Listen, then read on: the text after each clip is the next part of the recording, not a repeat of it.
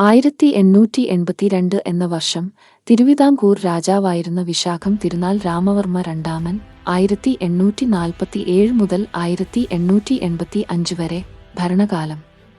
അക്കാലത്ത് ബ്രിട്ടീഷ് ഇന്ത്യയുടെ ഭാഗമായിരുന്ന മദ്രാസ് പ്രസിഡൻസിയിൽ കടുത്ത വരൾച്ച നേരിട്ടു. കൃഷിയും ജനജീവിതവും തകർച്ചയുടെ വക്കിലെത്തി. ഈ പ്രതിസന്ധി തരണം ചെയ്യാനായി അവർ വെച്ച നോട്ടം തിരുവിതാംകൂറിന്റെ കിഴക്കേ മലയാണ്. അവിടെ പെരിയാർ നദി പതുക്കെ ഒഴുകുന്നുണ്ടായിരുന്നു. ഈ ജലസമ്പത്ത് മദ്രാസ് പ്രസിഡൻസിയിലേക്ക് കൊണ്ടുപോകാനാണ് ബ്രിട്ടീഷ് ഉദ്യോഗസ്ഥർ ആഗ്രഹിച്ചത്.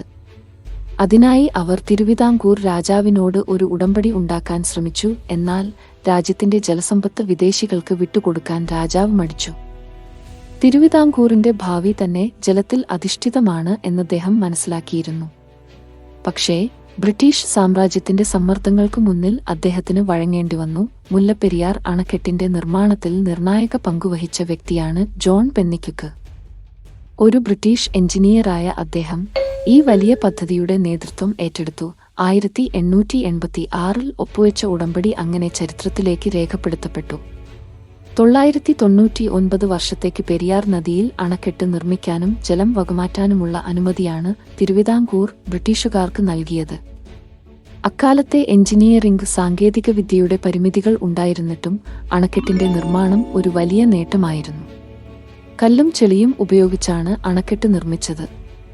ആയിരക്കണക്കിന് തൊഴിലാളികൾ ദിവസങ്ങളും രാത്രികളുമായി പരിശ്രമിച്ചു. ഉടമ്പടി ഒപ്പിട്ട നിമിഷം മുതൽ ഈ കരാറിന്റെ ന്യായം ചോദ്യം ചെയ്യപ്പെട്ടു. തിരുവിതാംകൂറിന്റെ രാജാവിനെ ബലപ്രയോഗത്തിലൂടെയാണ് ഉടമ്പടിയിൽ ഒപ്പുവെപ്പിച്ചതെന്ന് വാദങ്ങൾ ഉയർന്നു. കേരളത്തിന് ഇത് ഒരു ജീവൻ മരണ പ്രശ്നമാണ്. അണക്കെട്ട് തകർന്നാൽ ഉണ്ടാകുന്ന ദുരന്തത്തെക്കുറിച്ച് ചിന്തിക്കാൻ പോലും ഭയമാണ്. ലക്ഷക്കണക്കിന് ജനങ്ങൾക്ക് ജീവൻ നഷ്ടമാകും. സാമ്പത്തിക നഷ്ടം അളക്കാനാവാത്തതായിരിക്കും. എന്നാൽ തമിഴ്നാടിന് അണക്കെട്ട് ഒരു ജീവനാഡിയാണ്.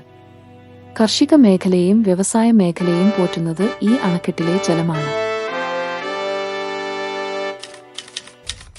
മുല്ലപ്പെരിയാർ ലീസിന്റെ സാധുത ഇന്ത്യൻ സ്വാതന്ത്ര്യത്തിനു ശേഷം 1886 തിരുവിതാംകൂർ രാജ്യവും ബ്രിട്ടീഷ് ഇന്ത്യൻ സർക്കാരും തമ്മിൽ ഒപ്പുവെച്ച മുല്ലപ്പെരിയാർ അണക്കെട്ടിനുള്ള 999 വർഷത്തെ ലീസ് കരാറിന്റെ സാധുത ഇന്ത്യ സ്വാതന്ത്ര്യം നേടിയതിനു ശേഷം ഒരു തർക്കവിഷയമായിരുന്നു.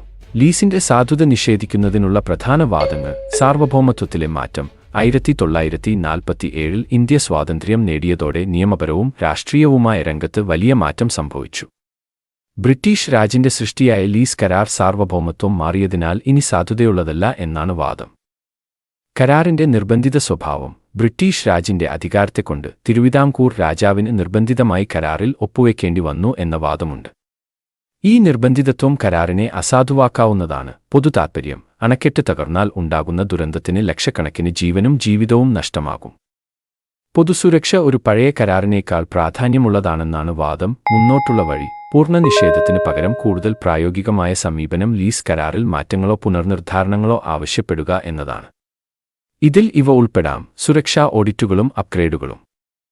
സുരക്ഷ ഉറപ്പാക്കുന്നതിന് നിരന്തരമായ പരിശോധനകളും ആവശ്യമായ അപ്ഗ്രേഡുകളും വഴി അണക്കെട്ടിന്റെ ഘടനാപരമായ അഖണ്ഡത ഉറപ്പാക്കൽ. സംയുക്ത മാനേജ്മെന്റ് കമ്മിറ്റി. അണക്കെട്ടിന്റെ പ്രവർത്തനവും പരിപാലനവും നിയന്ത്രിക്കുന്നതിനായി ഒരു സംയുക്ത സമിതി സ്ഥാപിക്കൽ.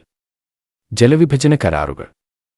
മാറിയ ആവശ്യങ്ങളും പരിസ്ഥിതി ഘടകങ്ങളും അടിസ്ഥാനമാക്കി ജലവിഭജന ക്രമീകരണങ്ങൾ പുനർവിചാരം ചെയ്യൽ. മുല്ലപ്പെരിയാർ പ്രശ്നം സങ്കീർണമായ ഒന്നാണ്. നിയമപരവും രാഷ്ട്രീയവുമായ മാനുഷിക പരിഗണനകൾ തമ്മിലുള്ള സമന്വയം ആവശ്യമാണ്.